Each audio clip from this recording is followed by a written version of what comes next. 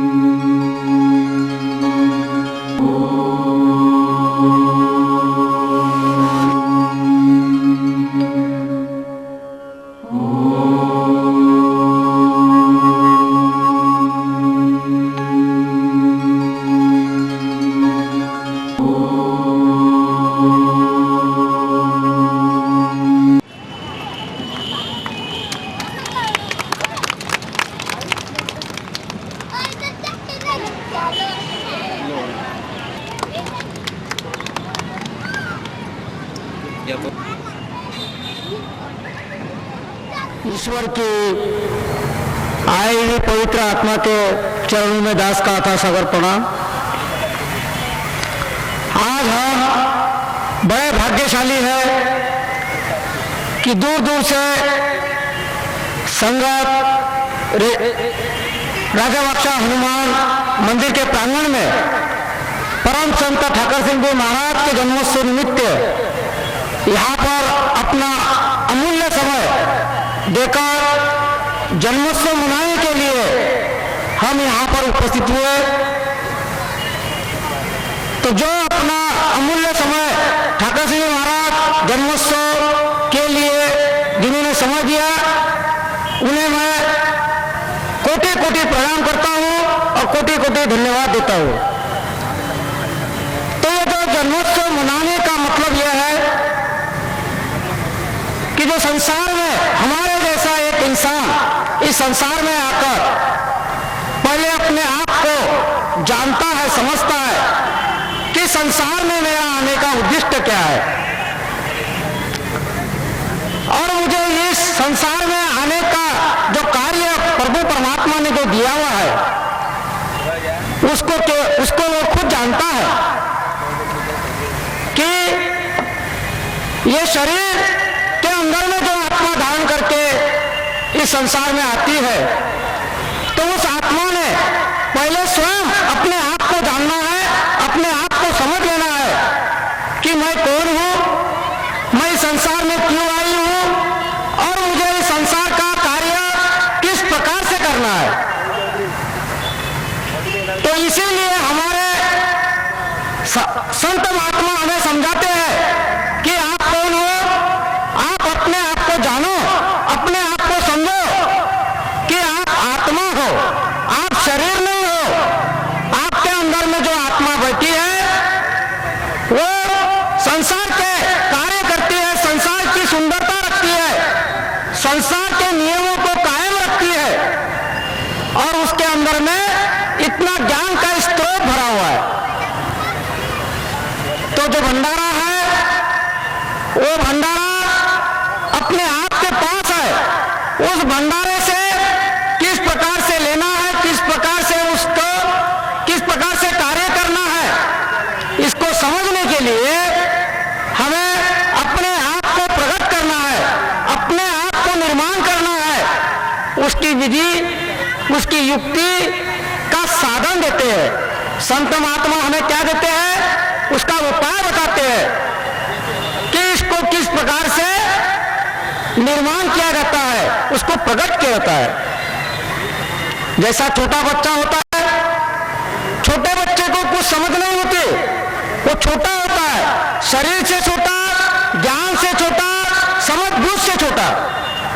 जब धीरे धीरे उसकी उम्र बढ़ने लग जाती है, धीरे धीरे उसका शरीर भी बढ़ने लग जाता है, ज्ञान भी बढ़ने लग जाता है, समझ बूझ की भी समझ आने लग जाती है, तब उसे थोड़ी संसार की समझ आने लग जाती है। उसी प्रकार हमारी आत्मा, हमारा ज्ञान छोटा होने के कारण से हम एक दूसरे को नहीं समझ सकते, हम एक दूसरे को समझने में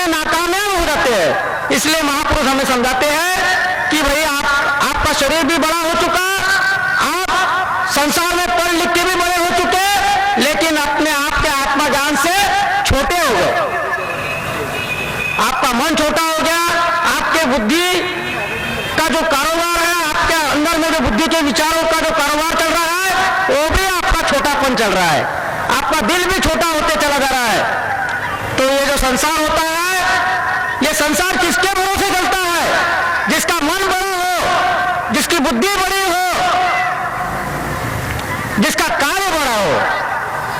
तो हमें हमारे साथ संसार में, इस दुनिया से इंसान आकर कुछ भी लेके नहीं जाता, केवल हमारा जो कर्मों का जो पूंजी होती है, जो हमारी कर्म पूंजी होती है, वो हमारे साथ जाती है। न धन जाती है, न संपत्ति जाती है, न संसार की कोई भी एक चीज यहां से नहीं जाती। केवल संसार से ही इस धन संपत्ति को यहां से उठाना होता है और इसी संसार के कार्य में, शुभ कार्य में, सत्कर्मों में लगाना होता है। हमारे परम संत ठाकर सिंह जी महाराज हम शिष्यों को समझाते थे कि संसार में बहुत सारी चीजें ऐसे पड़ी हुई है, जमीन पड़ी हुई है, धन पड़ा हुआ है, जहां पर सड़ रहा है, गल रहा है। गुरु दरबार के अंदर में करोड़ों रुपए पड़े हुए हैं, करोड़ रुपए पड़े हैं, लेकिन उठाने वाला कोई नहीं मिलता। उठाने की ताकत रखो। कौन सी ताकत? शरीर की ताकत नहीं, कर्मों की ताकत रखो। कर्म करने की अंदर में भावना रखो, अच्छे विचार रखो, तो संसार में कोई भी चीज ऐसी कहीं पर भी कमी नजर नहीं आएगी।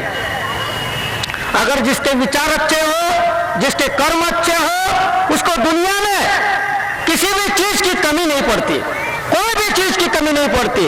परम संत ठाकर सिंह जी महाराज अपने जीवन काल में वो हमें समझाया करते थे कि बेटा, गुरु के पास इतना धन है, इतनी संपत्ति है, आप इसको उठाने की ताकत रखो, इसको उठाने के लिए समझो, आप उठाने के लायक हो, उसकी योग्यता पात्रता बनाओ। जब जिस दिन आपकी योग्यता पात्रता बन जाएगी, तो संसार में कोई भी जीव, कोई भी शिष्य वो गरीब नहीं रहेगा।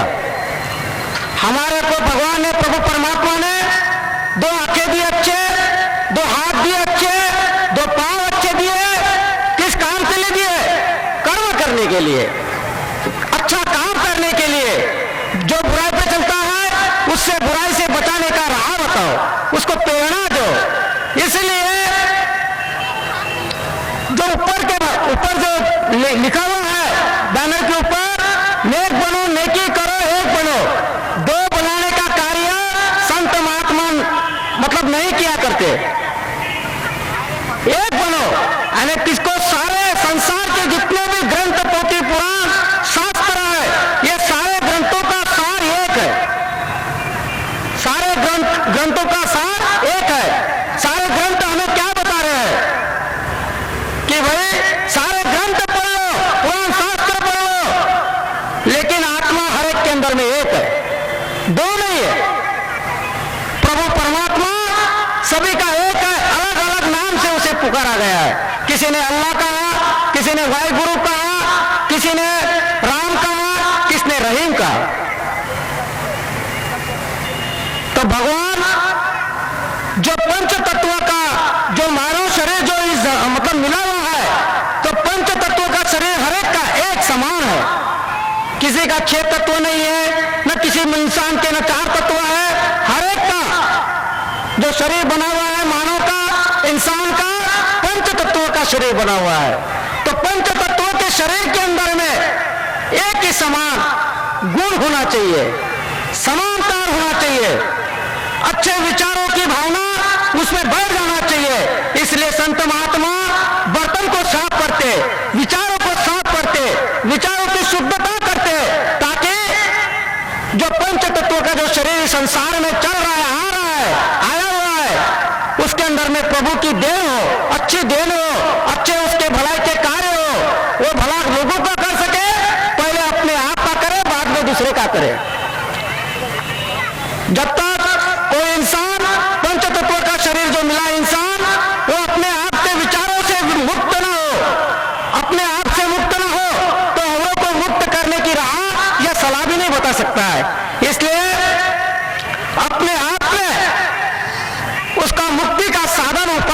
जाते हैं संत महात्मा कि जबकि खुद अगर मुक्त हो तो दूसरे को मुक्त किया जा सकता है। जैसे हमारे संसार में यीशु क्राइस्ट है जिसको हम क्रिश्चियन धर्म कहते हैं, लेकिन यीशु क्राइस्ट ने अपने जीवन काल में क्या कहा? वो भी हमारे जैसे समाज में से केवल एक इंसान निकले हुए थे। उन्होंने कहा कि भाई ये 9 इंद्रियों का शरीर है, 9 इंद्रियों का शरीर है, 9 इंद्रियों के शरीर के ऊपर और एक इंद्रिया है जिसको हम दसम इंद्रिया कहते हैं, जिसको हम थर्ड आइज कहते हैं, शिव नेत्र कहते हैं। तो वहां पर आने से आत्मा का ज्ञान आने से ऊपर के 2 भ्रूकुटी के बीच में वहां पर जब ज्ञान आकर पहुंच जाता है तो वो ये इंसान क्राइस्ट बन जाता है। क्राइस्ट मतलब 9 इंद्रिय को क्रॉस करने वाले को क्राइस्ट कहा जाता है, क्राइस्ट कहा जाता है। हमारे गौतम बुद्ध ने क्या कहा कि 9 इंद्रियों को क्रॉस करता है, 9 इंद्रियों के ऊपर जो चला जाता है वो बौद्ध होता है।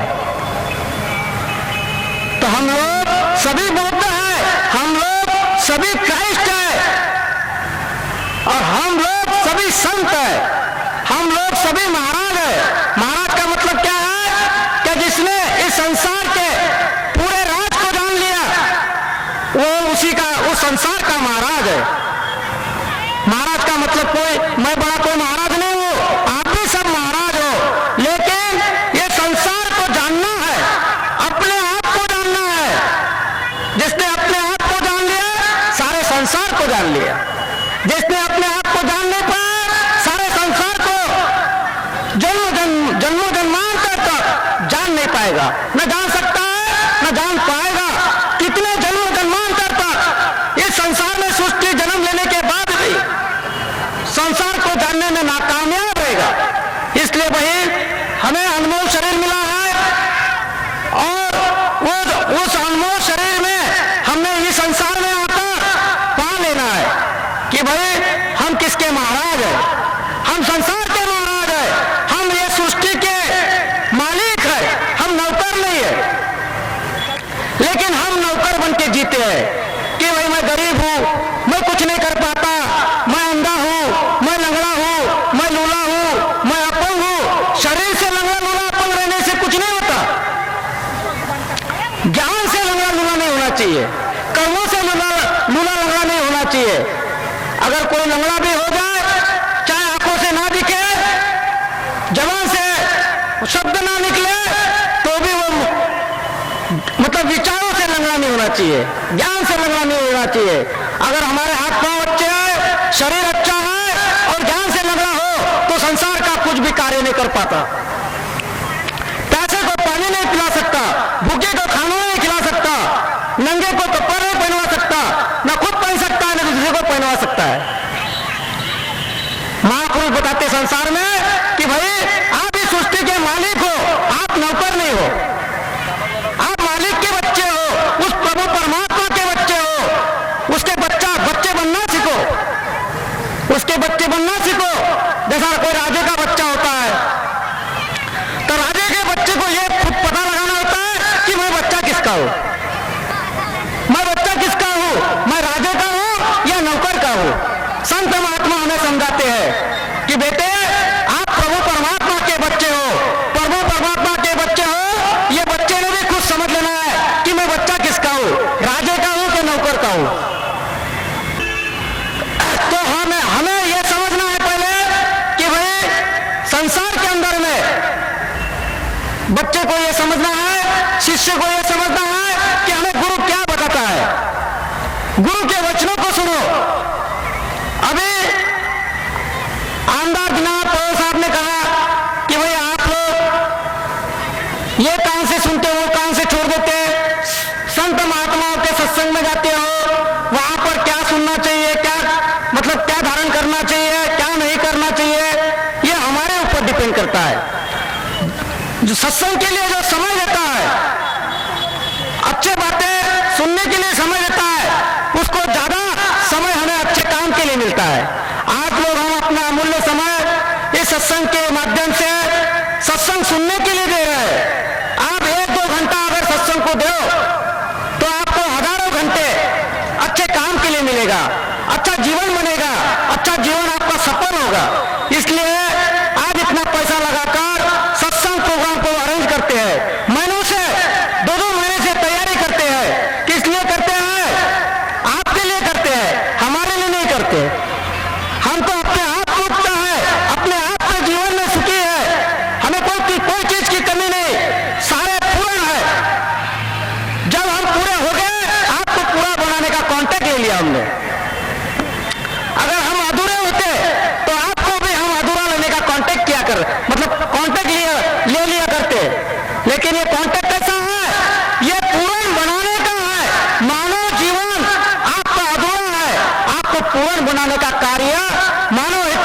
सेवा संस्था ये कर रही है, इसका कॉन्ट्रैक्ट इस संसार में ले लिया।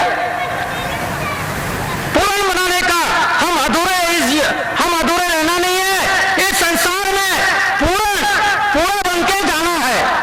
आज नहीं कल नहीं परसों यह शरीर नश्वर को छोड़ के 7.5 मन के साथ में जल के राख हो जाना है। कोई मिट्टी में दफन हो जाएगा, कोई 7.5 मन के लकड़ी के साथ में छोटी सी एक राख, मुट्ठी भर राख बनकर अमोरा नदी, रामटेक नदी ऐसे ठिकान पर समुद्र और नदी के अंदर में, मतलब हमारे लोग, हमने जिनको पाला है वही वहां पर हमारी छोटी सी मुठ भर राख उस समुद्र में, उस नदी के अंदर में छोड़ देंगे। तो महापुरुष समझाते भाई इतना ही जीवन आपका नहीं है। धन कमाया, धन आपके जो रिश्तेदार है, जो आपके नाती पोती है, उस धन को सदियों तक संभालते रहेंगे, लेकिन आपका कर्मों का लेखा जोखा कौन संभालेगा? ऐसा धन कमाओ ताकि आने वाले समय में आप उदाहरण के तौर में बन जाओ। उदाहरण के तौर पर आपका लोग उदाहरण दे, जैसे हनुमान राम भक्त, तो आज उदाहरण देते हैं प्रवचन के माध्यम से, सत्संग के माध्यम से। सेवा कैसा हो? हनुमान जैसा हो। सेवा किस प्रकार से की जाती है? हनुमान जी ने जिस प्रकार से राम की सेवा की, आज जगह जगह पे हर गली कुचले में सेवक के मंदिर है। राम के मंदिर बहुत कम दिखाई नजर आएगा आपको। सेवक के मंदिर मतलब भगवान से सेवक बड़ा होता है, सेवा करने वाला बड़ा होता है। ध्यान में रखो। इंसान क्या करता है? कहता है कि भाई हमें भगवान नहीं बनना है। अरे भगवान ना बनो, लेकिन सेवक तो बनो।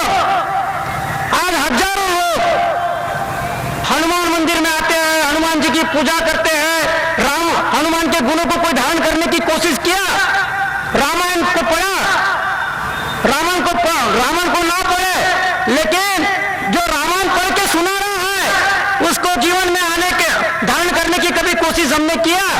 कभी नहीं की। कि भाई हनुमान जी ने राम की सेवा किस प्रकार की, हनुमान जी के मंदिर जगह जगह कैसे बने? क्यों आपके मंदिर नहीं बन सकते? अगर सेवा करें तो आपके भी मंदिर बनेंगे, लेकिन हमारे अंदर में ऐसे कभी विचार ही नहीं आते, हमारी पात्रता नहीं बनती, हमारे वही गंदे विचार। महापुरुष समझाते हैं कि भाई अगर आपकी पात्रता में कोई गंदापन हो, उसमें कोई मैल हो, तो दूध वाला भी उस बर्तन में दूध नहीं डालता। क्यों नहीं डालता? क्योंकि वो भांडा ठीक ना हो, बर्तन ठीक ना हो, बर्तन में कोई गंदगी है। तो दूध वाला भी कहता है कि भाई आप अपना बर्तन को साफ कर ले।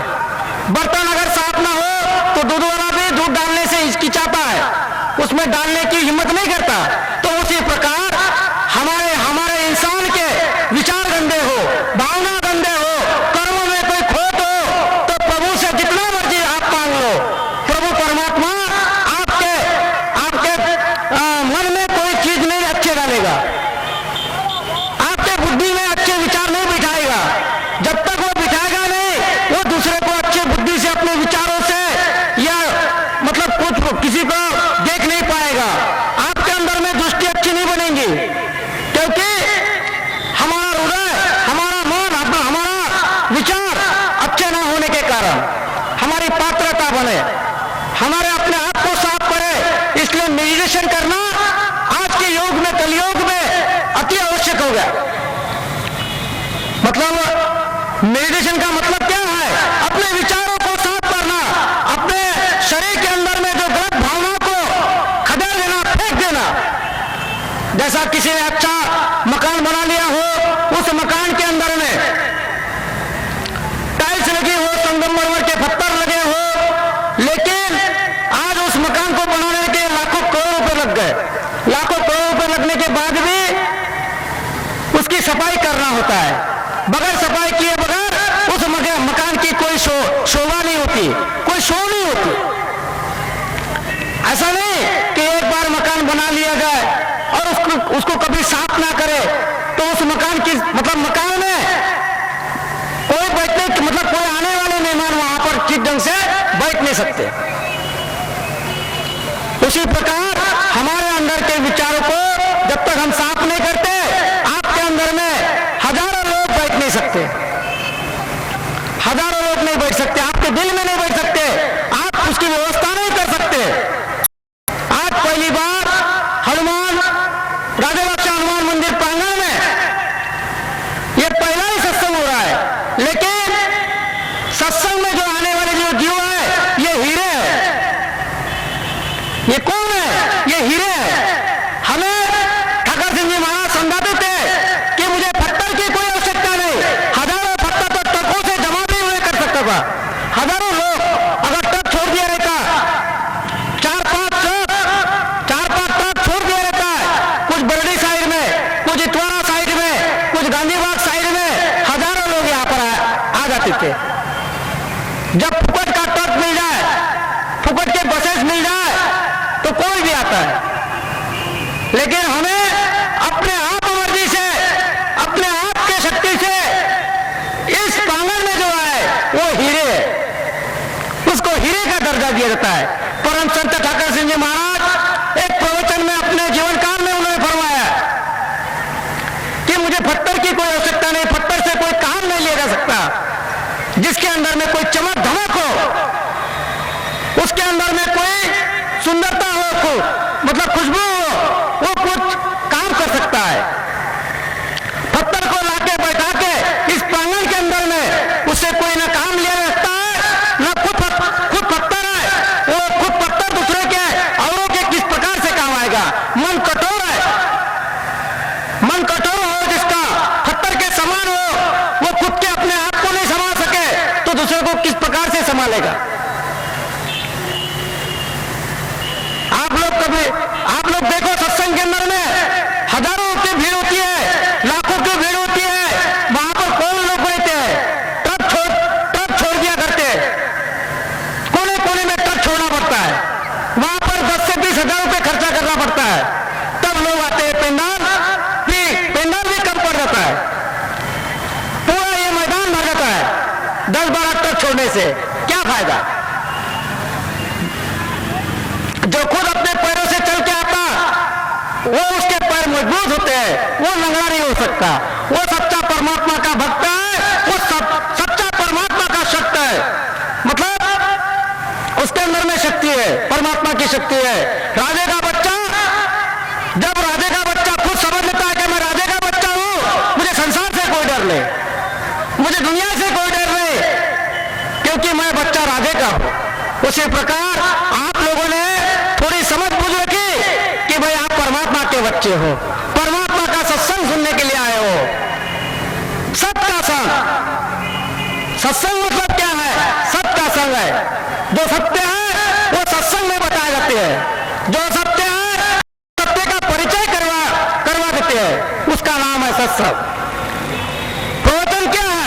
प्राचीन काल के लोगों ने जो कार्य किया, जो काम किया, उसको फिर से दोहराना, उसको याद करवा देना और आपके पास रखना, आपके चरणों में रखना कि राम ने ऐसा किया, कृष्ण ने वैसा किया, हनुमान ने वैसा किया। इसको प्रवचन कहते हैं। आज हमें प्रवचन की जरूरत नहीं, आज हमें सत्संग की आवश्यकता है। आज हमें सत्य क्या है? आज हमें भूख लगी है, हमें भूख लगी है तो हमें किस चीज की आवश्यकता है? भोजन की आवश्यकता है। प्यास लगी हमें, अभी पानी की आवश्यकता है। तो भाई आपको पानी की आवश्यकता है और कोई हमें कहता है कि भाई भोजन खा लो, पानी बाद में पी लेना, लेकिन ऐसा नहीं होता। पानी पहले होना, बाद में भोजन होना, क्योंकि मुझे पता प्यास लगी है। तो आज हमें सुख की आवश्यकता है, शांति की आवश्यकता है। आज हमें दुख की आवश्यकता नहीं, हम दुख नहीं भोग सकते, हमें उतनी ताकत नहीं, हमें उतना बल नहीं कि हम दुख को सहन कर सके। तो भाई सुख पाने के लिए धन संपत्ति खर्च करने की आवश्यकता नहीं। सुख इतना आपसे नजीक है जितना शरीर आपसे दूर है, मतलब शरीर दूर है लेकिन सुख एकदम नजीक है। कितना नजीक है, शरीर से भी नजीक सुख है, लेकिन हम सुख को पाना नहीं चाहते, हम उसको अपने आप में रखना नहीं चाहते, उठा के फेंकना चाहते हैं। और दुख काफी दूर है, हमारे शरीर से दूर है, लेकिन उस दुख को कहते हैं कि मेरे पास आ जा और आ जा। दुख दूर है, उसको और खींचने की कोशिश करते हैं, पैसे से लागत लगा के उसको खींचने की कोशिश करते हैं। तो महापुरुष इस संसार में आकर रोते हैं और कहते हैं, अरे कितने आप मूर्ख हो, आप कितने नासमझ हो, आपको कब समझ आएगी, कब आपको होश आएगा, आप होश में हो के नहीं, आप होश में आ जाओ और आपको समझो कि भाई दुख को आप अपने आप क्यों लपेटना चाहते हो, क्यों मतलब नजीक लाना चाहते हो। दुख को दूर नहीं लाना है, ये हमारा काम नहीं, हमारा काम है जीवन अपने आप का सुखी रहे, सुखमय रहे और हमारे साथ में आने वाला समय भी वो सुख में अपना जीवन व्यतीत करे। इसका नाम है सत्संग। तो भाई हमने सबने विचार ये करना है कि आपको सुखी बनना है या दुखी बनना है। संसार में होड़ लगी हुई है, हजारों लाखों को पूछा जाए कि भाई आपको सुखी बनना है क्या दुखी बनना है, तो हजारों लाखों में से 90% लोग कहते हैं हमें दुखी बनना है, क्योंकि दुख में सुख है। और फिर वक्त में इंसान चिल्लाता है, गिड़गिड़ाता है, बिल्लाता है और कर्राता है, हाय राम हाय राम हाय राम हाय राम। ये सलाइन लग रहे हैं, हाँ ये इंजेक्शन डॉक्टर लोग लगा रहे हैं, अपने बाजू में सामने में लगे हुए हैं, ये बड़ा मेडिकल है, इधर में कितने सारे हॉस्पिटल लगे हुए हैं। उनसे पूछो, मरीजों से पूछो कि भाई आप क्यों दुख भोग रहे हो, आप क्यों कर्राते हो, आपको क्या कमी है। अरे भाई धन भी है, संपत्ति भी है, पैसा भी है, सब कुछ है, लेकिन दुख ना लाने कैसा इस शरीर में प्रवेश हो गया। अरे भाई द्वार भी आपने खोला, द्वार भी आपने खोला और उस दुख को आने के लिए भी रास्ता आपने दिया, आजा बेटा आजा बेटा। अरे दुख को आने के लिए हमने अपना द्वार खोल दिया और द्वार खोल के फिर कर्राते हैं, अरे दुख कैसा आया, पैर कैसा दुख रहा, छाती कैसी दुख रही, सर कैसा दर्द दे रहा। तो ये सारा खेल वो प्रभु का नहीं है, वो अपने आप का है, अपने विचारों का है, अपने कर्मों का लेखा जोखा है, औरों का नहीं। दोष हम औरों को देते हैं कि उसके वजह से दुख आया, मुझे फलाने के वजह से दुख आया, उसने जादू कर दिया, उसने टोना कर दिया, वो फलाने ने ऐसा कर दिया, फलाने ने वैसा किया। ना, कोई नहीं करता। किसके पास इतना फुर्सत नहीं है, किसके पास इतना समय नहीं है, वो सब केवल हमारे कर्मों का लेखा जोखा, हमारे कर्मों का भोगमान है। भाई अच्छी संगत में रहो, अच्छा कर्म करने की कला सीखो, एक कला है, अपने जीवन में आकर उतारो, उस कला को सीखो, अच्छा बोलना सीखो, अच्छा देखना सीखो, अच्छा कार्य सीखो, एक दूसरे के साथ खंडे से खंडा लगाकर सेवा करना सीखो, समाज सुधारक बनो, समाज की सेवा करो, वहां पर आपकी एकता बनेगी, आपका एक देश बनेगा, एक समाज बनेगा, अच्छा जीवन बनेगा, अच्छा कार्य होगा, अच्छा नाम होगा। आपका शरीर भी संसार में अगर ना भी रहे तो जन्म जन्मांतर आपका नाम आगे बढ़ता रहे, आपका कर्मों का डंका लोग बजाते रहे, ऐसा कर्म करो। ये केवल संत महात्मा ने कांटेक्ट नहीं लिया, ये हर एक का कांटेक्ट है। हम हर एक प्रभु के बच्चे हैं, परमात्मा के बच्चे हैं। ऐसा कोई नहीं है कि जो परमात्मा का बच्चा अपने आप को ना कहे। हर एक ने कहना चाहिए कि भाई हम ईश्वर के बच्चे, ईश्वर के अंश है, हमने ईश्वर जैसा बनना है, ईश्वर जैसे गुण को धारण करना है, ईश्वर के गुणों को समझना है, उसमें सुख ही सुख है, दुख नहीं है। ये हमारी गलत फहमी है, हम एक भ्रमित है, हम भ्रमों में फंसते जा रहे हैं, हमें समाज भ्रमों में फंसाते जा रहा है। यहाँ पर सत्संग है, अब कई लोगों ने बच्चों को घर में रखा होगा,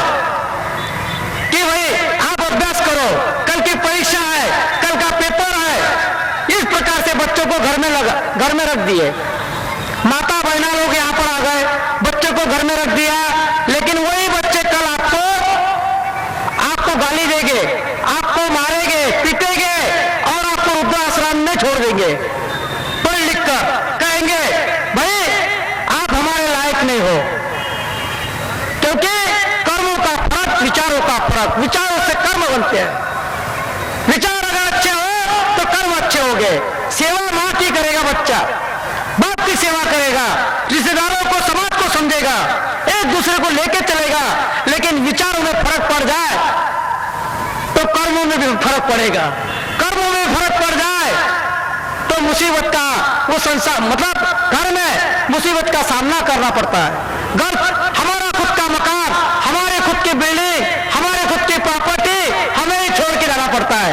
वृद्धाश्रम में जाके देखो, अनाथ आश्रम में जाके देखो, उनसे पूछो आपका हाल क्या है। कहते हैं भाई मुझे 4 लड़के हैं, 2 लड़कियां हैं, शादी भी है किया, सब कुछ किया, लेकिन मेरा खुद का मकान रहती हुए मुझे अपने ही खुद के बाल बच्चों ने मुझे वृद्धाश्रम का रास्ता बता दिया। तो ये सत्संग में न आने का कारण से हो गया, सत्य को न जानने के कारण से हो गया, सत्य को न जानने के कारण से हो गया। भाई सत्य को जानने के लिए सत्संग में अपने बच्चों को भी लाया करो। आप भी आओ और बच्चे को भी अपने पास बिठाओ और उनके साथ सेवा, मतलब उनको सेवा का अवसर दो। जहां पर जैसा जो चीज पड़ी है हमारे परम संत ठाकुर जी महाराज के मिशन में, ऐसी शिक्षा है कि भाई सेवा भी खुद की अपने आप करो। हमारे आजू बाजू में कोई कागज पड़ा हो तो उसको किसी को ना बताते हुए आपको गंदा लगता है, उस कागज को उठा के फेंक दो। आपका मान नहीं घटेगा, आपका मान बढ़ेगा। जितनी नीच से नीच सेवा करोगे उतना आप ऊपर ही ऊपर उठते चले जाओगे, नीचे नहीं उतरोगे। हमें कैसी शर्म लगती है, भाई ये कागज क्यों उठाओ, ये मैं नौकर हूं क्या, मैं किसी का नौकर हूं क्या, मैं तो घर का मालिक हूं, मैं करोड़पति हूं, अरबपति हूं। लेकिन जितना उसका मन में अहंकार हो, घमंड हो, गर्व हो, वो उतना समाज से छोटा होते चला जाता है, विचारों से छोटा होता चला जाता है, शक्ति से छोटा होते चला जाता है। फिर बाद में खुद का कर्मों का लेखा जोखा खुद ही उसको भुगतना पड़ता है। बड़े बड़े हॉस्पिटल में जाके एडमिट हो जाता है, बीपी बढ़ती, शुगर बढ़ती, डायबिटीज होता है, ये होता है, वो होता है। तो भाई सेवा को जानो, सेवा का महत्व समझो। सेवा जैसी भी मिले, रूखी सूखी रोटी जैसी भी मिले, उसको पता प्रसाद समझ के ग्रहण किया करो। आज हमने भी सेवा की है, आप 10 साल से सेवा करते आ रहे हो।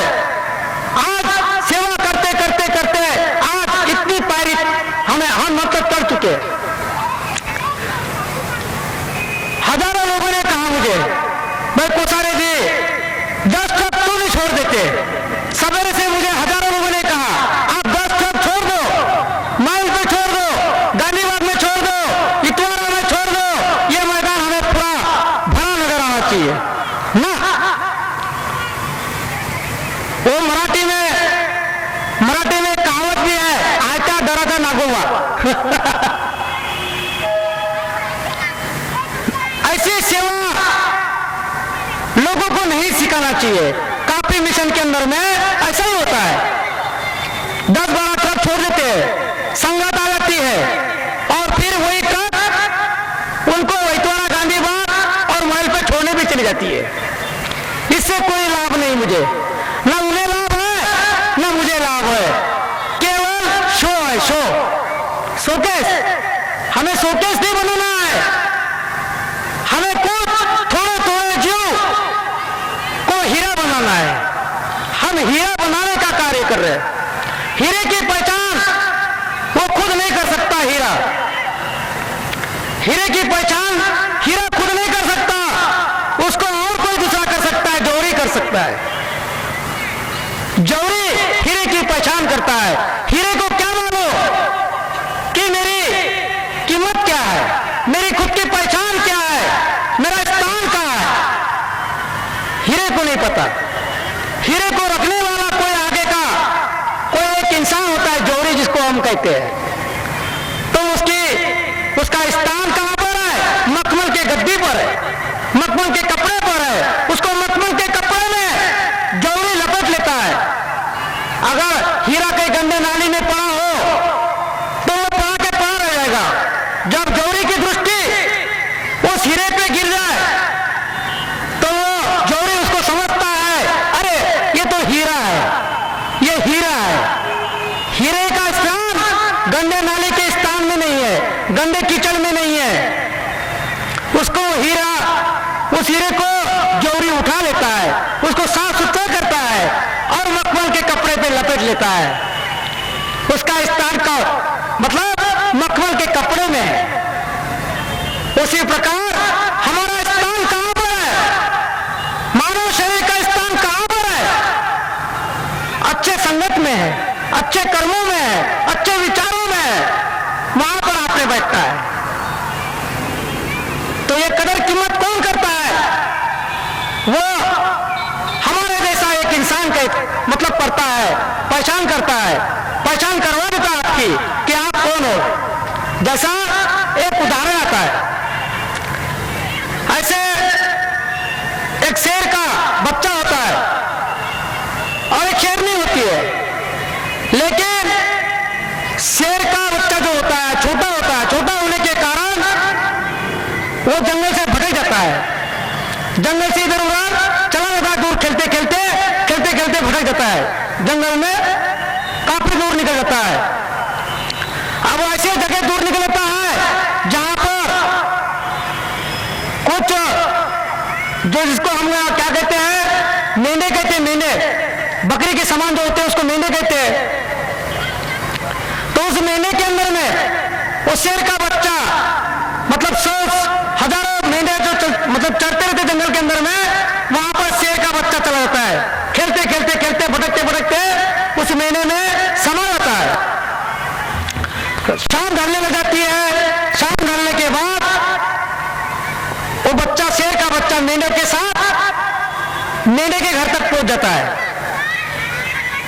जो इसको हम मेंढे मतलब बकरी के समान होते हैं उसको मेंढे कहते हैं हिंदी में।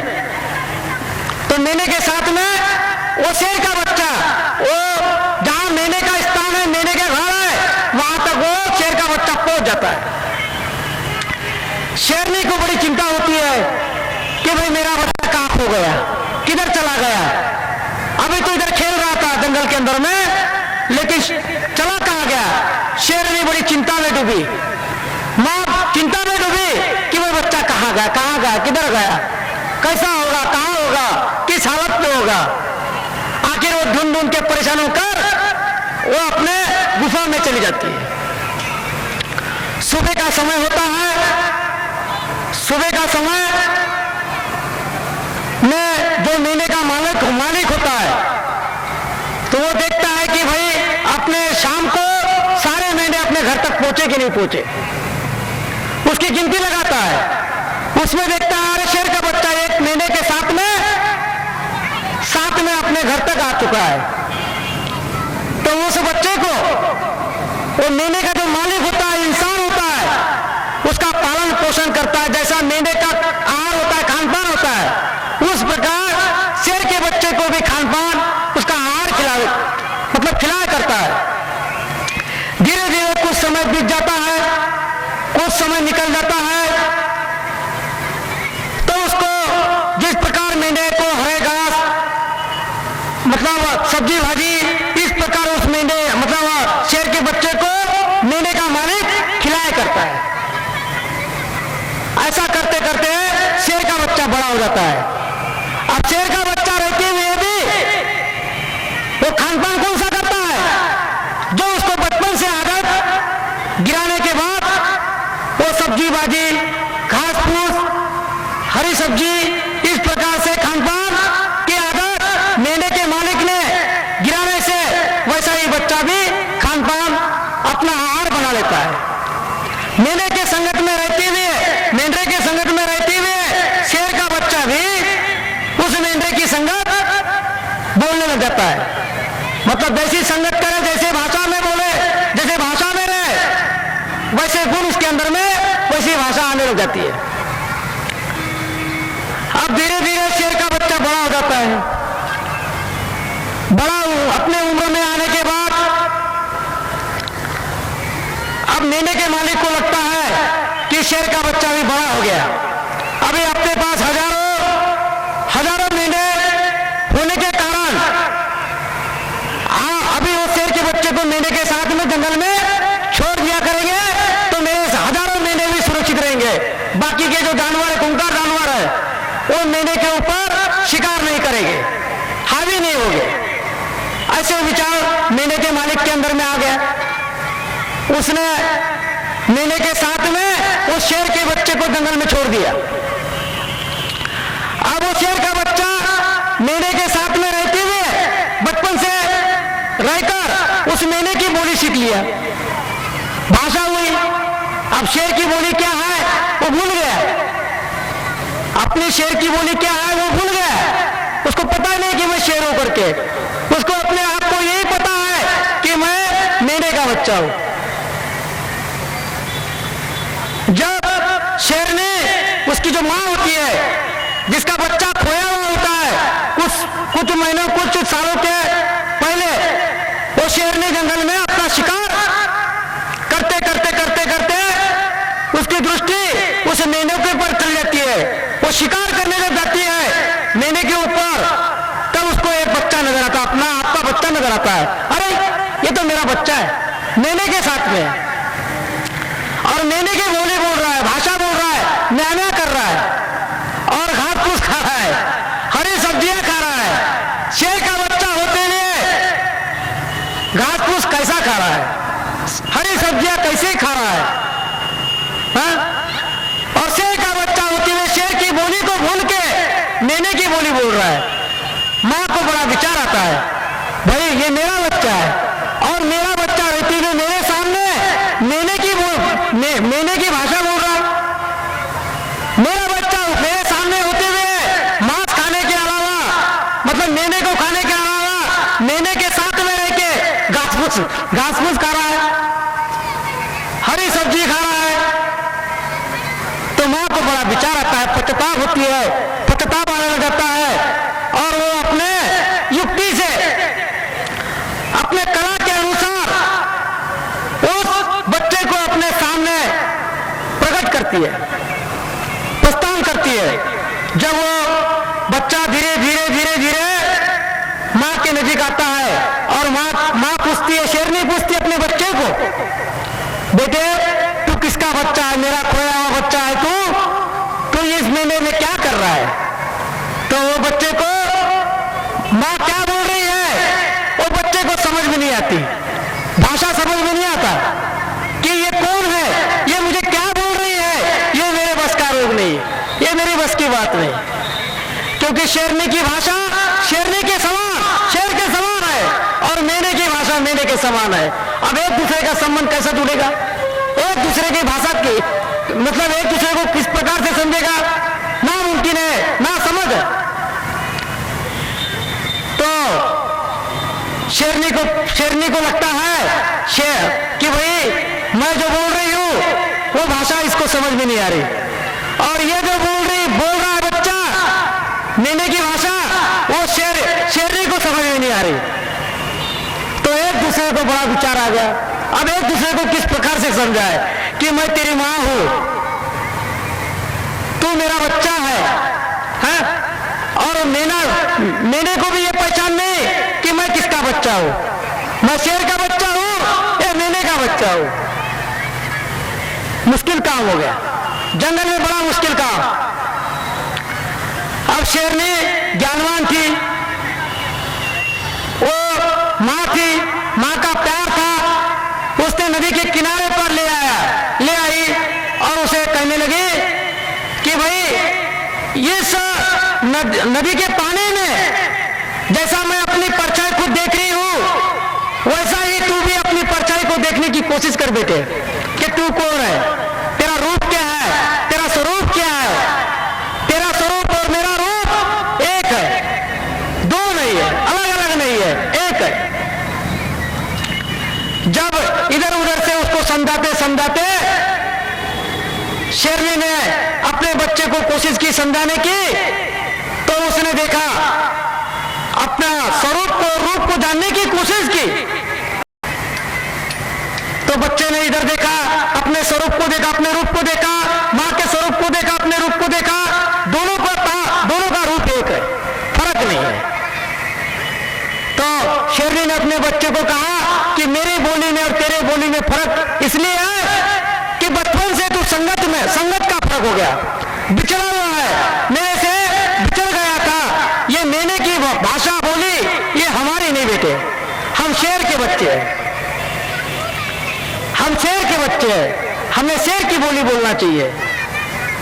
जब मां ने अपने बच्चे को शिक्षा देने का प्रयास किया, तो बच्चे को कहती है कि मैं जैसी आवाज को गरजती हूं, उस प्रकार से तू भी गरज, जैसा मैं गरजूंगी, जैसा मैं आवाज निकालूंगी, उसी प्रकार तू भी आवाज निकालने की कोशिश कर बेटे, और तू अपने आप को समझ, तेरी आवाज क्या है, तेरी भाषा क्या है, तेरी लैंग्वेज क्या है। जब शेरनी ने गरज मारा, जंगल में गरजी, तो बच्चा भी गरजा, उसकी डुप्लीकेट जेरॉक्स कॉपी उसने भी मारा, आवाज को गरजा।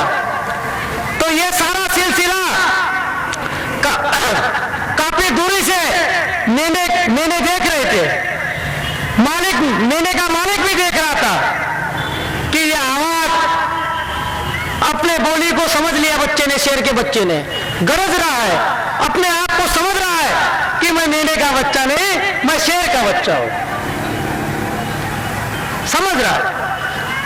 जब बच्चा गरजा, शेर की आवाज से गरजा, तो जंगल छोड़ के मेने भाग गए, मालिक भी भाग गया। शेरनी कहती है बच्चे, अब तू है और मैं हूं, कोई नहीं है, सब भाग गए।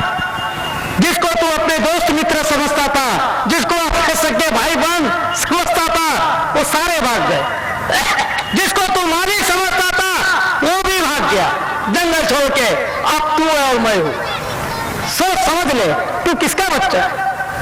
शेर का बच्चा है। तो उसी प्रकार ये कहानी का तात्पर्य यह है कि संत कहते हैं तू परमात्मा का बच्चा है, किसी और का बच्चा नहीं। संत महात्मा क्या समझाते हैं? आप किसके बच्चे हो? आप किसके बच्चे हो?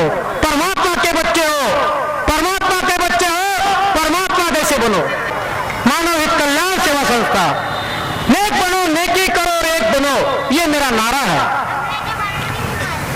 आप नेकी का कार्य करो, आप नेक बनो और सारे लोग एक बनो, एक बन के हिंदुस्तान को मजबूत करो, समाज को मजबूत करो, एक दूसरे डर है। आज हमारा समाज कितना गरीब है, भीख मांग रहे, भिखारी बना दिए गए, काले कटोरे हाथ में दे दिए। काले कटोरे जान पाएगा तो वो मतलब सत्य के राह पे किस प्रकार से चलेगा? सत्य को जानना अति आवश्यक है। आप जानो, अपने बच्चे को जानने की कोशिश करो, पहले आप जानो, माता पिता जाने।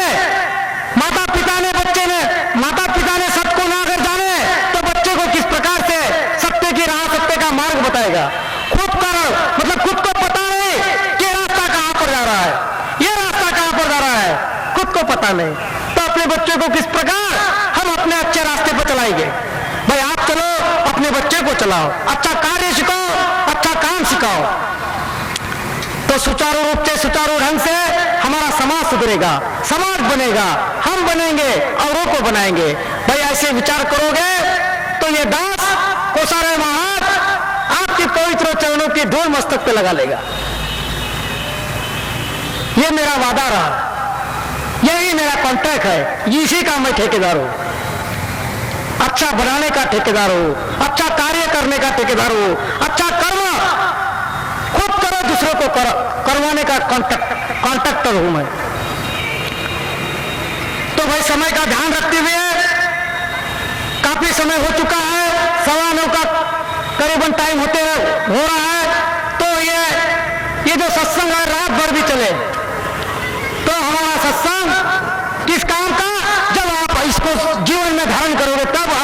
आएगा। समझने वाले को केवल इशारा काफी है।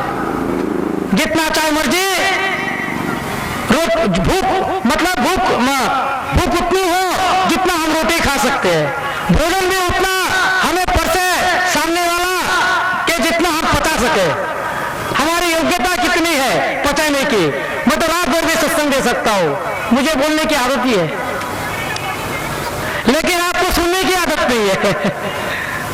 आपको घंटा 2 घंटा बैठने की आदत नहीं है, क्योंकि कभी हम लोग सत्संग सुनने बैठे नहीं, सत्संग सुनने बैठे नहीं, अच्छे विचार को सुनने की आदत नहीं। इसलिए मुझे भी समझ है, मैं भी समझता हूँ। आज मुझे भी 10 साल हो गए बातों को समझने के लिए। मुझे प्रैक्टिस है। मैं 2 साल नहीं सोया, 2 साल खाना नहीं खाया, 2 साल खाना नहीं खाया, 2 साल सोया नहीं, हाँ, पानी तक नहीं पिया, तब किया यज्ञ, तब मतलब कहाँ कैसा था। संसार में परिवार में रहते हुए, परिवार को ना छोड़ते हुए, जंगल में बैठ के नहीं, इस संसार में बैठकर, इस दुनिया में रहते हुए, दुनिया का हर काम काज करते हुए, हर एक की सेवा करते हुए 2 साल खाना नहीं खाया, 2 साल पानी नहीं पिया। और क्या किया? दिन भर ड्यूटी करना, रात भर मेडिटेशन करना, दिन भर ड्यूटी करना, रात भर मेडिटेशन करना, समाज की सेवा करना। केवल मेरा शरीर हो गया। अभी नहीं, 5 साल पहले की बात बता हूं मैं। आप बोलेगा आप तो अच्छे दिख रहे हो जी, 5 साल पहले की बात है। ये जो मेरा अंगूठा इतनी कलाई हो चुकी थी, काफी लोगों ने देखा है, और जो देखने वाले हैं वो खुद जानते हैं। कई लोग तो जंगल में जाते हैं, हिमालय पर्वत में जाते हैं, माला जपते हैं, और माला जपकर महाराज बनते हैं। महापुरुष कहते हैं भाई महाराज बनना है, इस संसार से बनना है, इस दुनिया से कोई नया सीखना है, शिक्षा को लेना है, तब तो आप महाराज बन सकते हो। महान ज्ञान को प्राप्त करो कि भाई आप में कितनी शक्ति है, कितनी भक्ति है, यह खुद जानो पहले। तो भाई मैं आपका बड़ा आभारी हूं कि मेरा भी एक जीवन सफल हो गया कि ये हीरे मेरे पास आकर बैठे। पत्थर की मुझे कोई आवश्यकता नहीं ना, मुझे पत्थर जमा नहीं करना है, सारी उम्र में पत्थर जमा कभी नहीं करूंगा। अपने पैरों से जो चल के आता है वो ताकतवर होता है, शक्तिमान होता है। मुझे शक्तिमान की गरज है, समाज की गरज है। पत्थर लाके बिठा के सारे मैदान को मैं भरा के मेरा संगठन मजबूत नहीं करना चाहता हूं। मेरा कोई संगठन नहीं, मेरा केवल हर एक का एक संगठन है। हम परमात्मा के बच्चे हैं, हमें परमात्मा के बच्चे के समान बनना है, और आपको मैं बना के आऊंगा। या जितनी भी मुझे कठिनाई का सामना करना पड़े, मुझे कितना भी कष्ट भोगना पड़े, लेकिन मैं आपको परमात्मा का बच्चा बना के रहूंगा, छोड़ूंगा नहीं आपको। खुद परमात्मा का बच्चा बन के दिखाऊंगा, आपको भी सारे को परमात्मा का बच्चा बना के मैं अपने प्राण को त्यागूंगा, अपने प्राण को छोड़ूंगा। यह मेरा कार्य है, यह मेरा मानव हित कल्याण सेवा संस्था का उद्देश्य है। आखिर मैं आपको किस प्रकार से समझाऊं? पूरे आपके चरणों तक मैं झुक गया हूं समझाने के लिए कि भाई आप समझो कि आप कौन हो, आप कैसे हो, आप किस प्रकार से अपना आपका जीवन व्यतीत कर सकते हो, और कितना मतलब इंसान मतलब झुकेगा। तो ये सेवा है भाई। अभी सत्संग के पश्चात आपको महाप्रसाद का वितरण किया जाएगा। हमारे कुछ प्रबंधक आपको बता देंगे।